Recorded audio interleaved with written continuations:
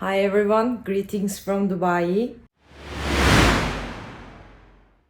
I arrived last night around 2 a.m. local time and it was a brutal flight, to be honest. I'm still tired, a 16-hour flight, but it is actually more carbon efficient in the sense that the most of the emissions are happening during the takeoff and landing. So I opted in for a direct flight and I traveled very lightly. I only brought a tiny carry-on and a backpack for a 10-day trip, which required lots of capsule closet skills. So if you know any professional, sustainable capsule closet brands, let us know in the comments. So the whole idea of today is that to, explore the route to the expo area, get my badge if I can today, so that tomorrow it will be a smooth transition to the blue zone. Because what I heard, and we will check only tomorrow, that even the security line can take up to 2 hours. And this is basically the only day that I can explore Dubai. I'm still super tired. I don't know how much energy I will have to do so, but we'll see. So I put my sunscreen on. It is almost 30 Celsius outside, a sunny day, and let's discover Dubai.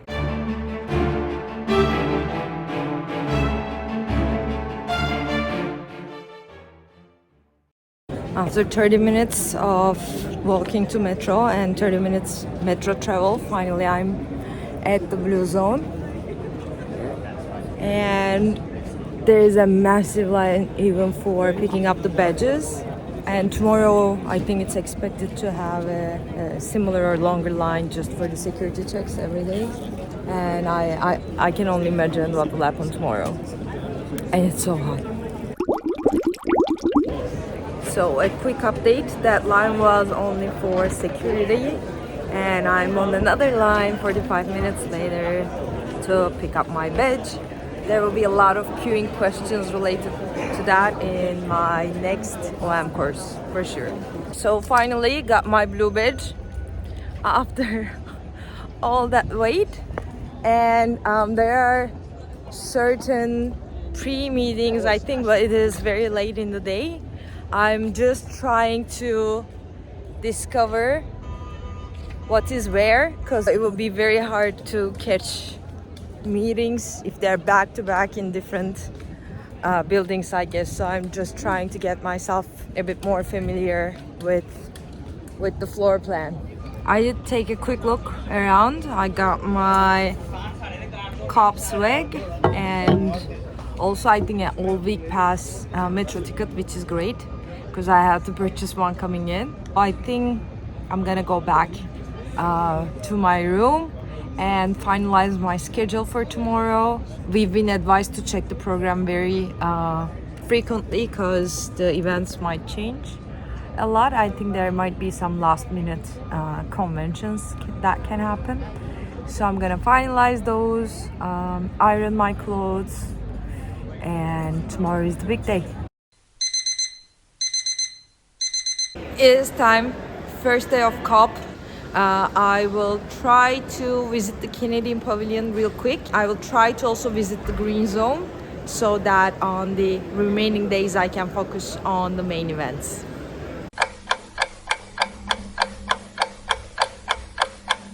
I'm in front of the Canadian Pavilion. I got my Canada pin to find the fellow Canadians on the ground.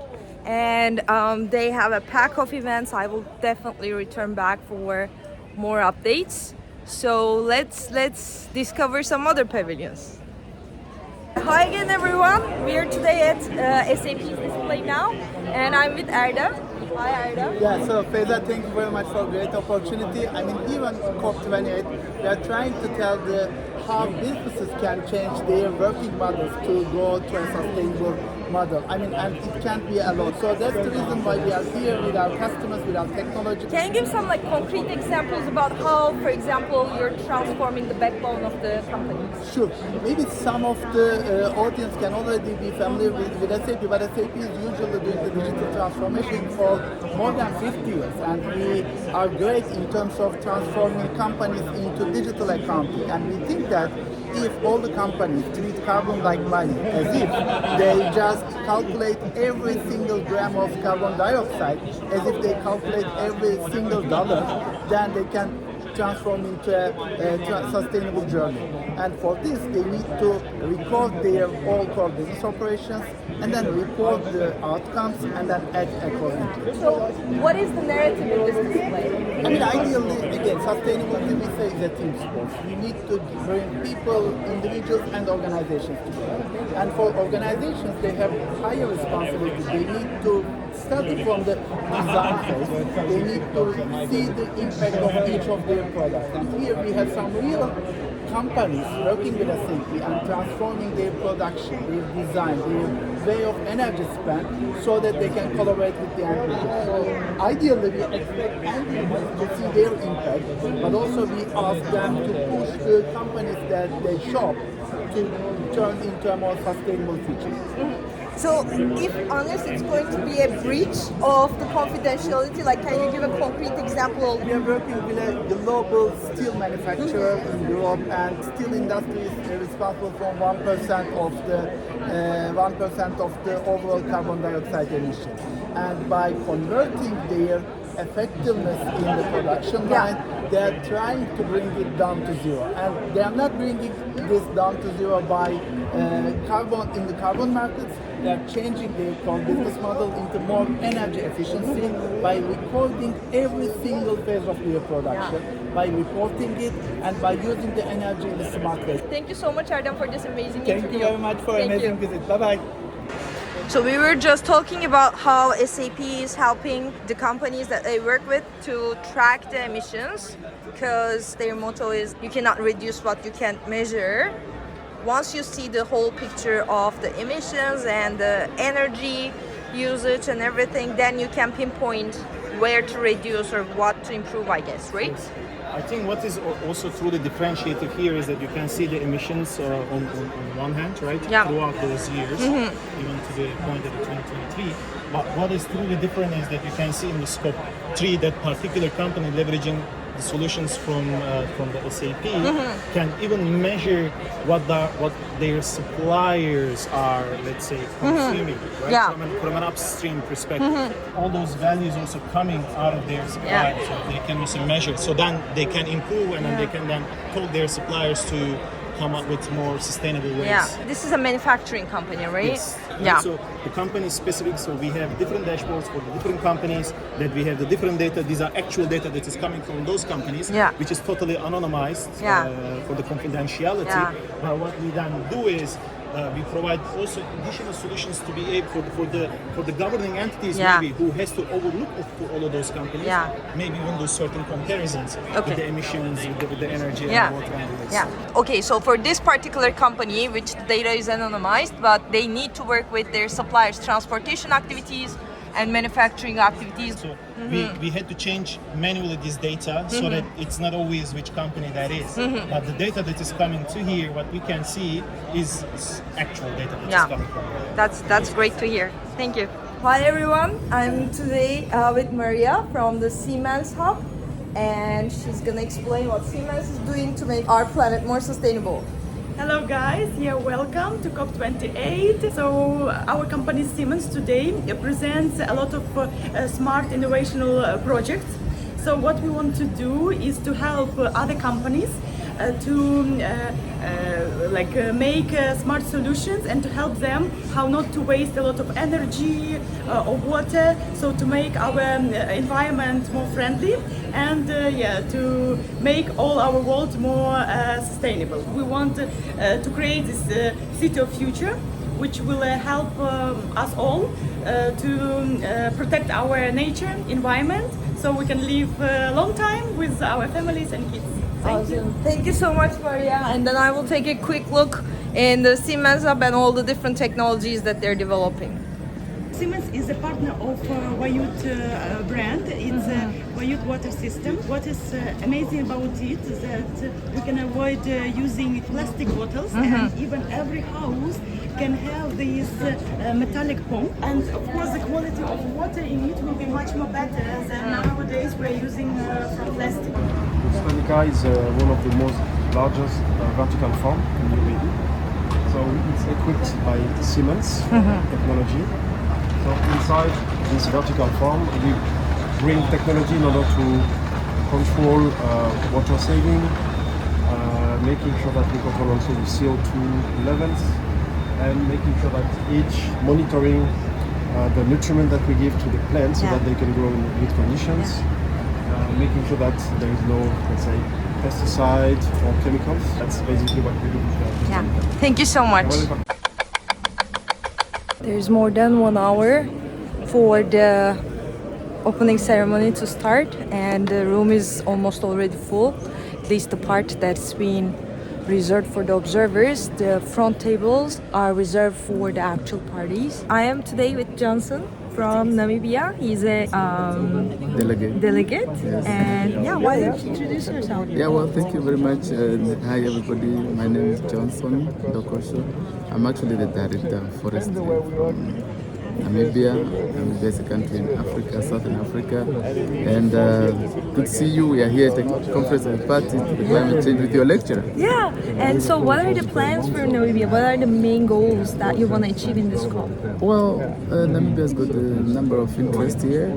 First of all, we are a net sink country. In other words, we don't really emit that much emissions. However, we are affected by the effects of climate change in terms of severe drought, floods and whatnot. So we are here to negotiate on how Namibia can be assisted as a party to cope with these challenges of climate change, given that we are suffering the effect the most. Yet we are not contributing that much, but obviously we are talking to our partners. We see this, we are not begging, we are asking them to do the right thing, to obviously help the developing countries so that they do not have to follow the dirty way, if you like, the way if we have to also go and mine coal and burn coals to develop like the developed countries have done, and obviously we are going to cause more problems. So it's better that we talk to each other. We all need each other. They transfer the technology to us without so much conditions, so that we are able to meet and follow the clean path of development. So one way of doing that is through losses and damages fund for sure, and the other one you mentioned about technology transformation. What other ways that developing countries can actually benefit from these negotiations? Actually, the biggest one is funding. You really, at the root of everything is funding.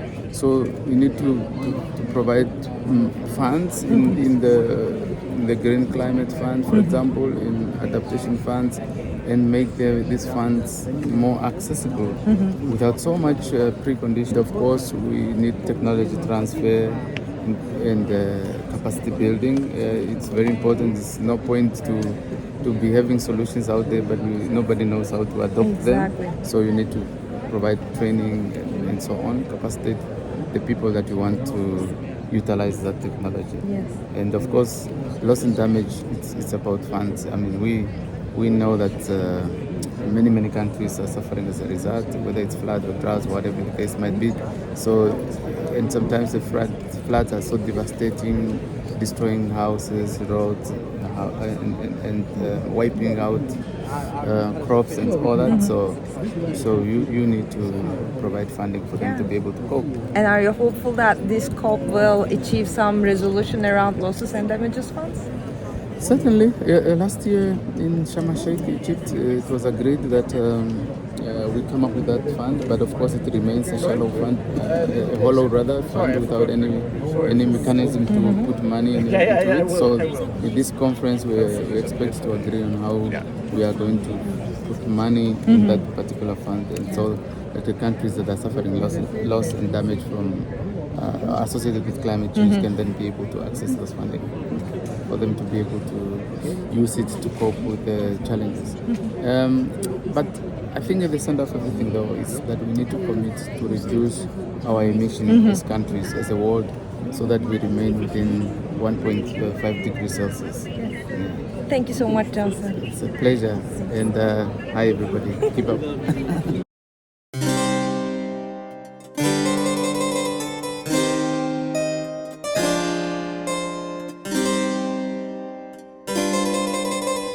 Bye.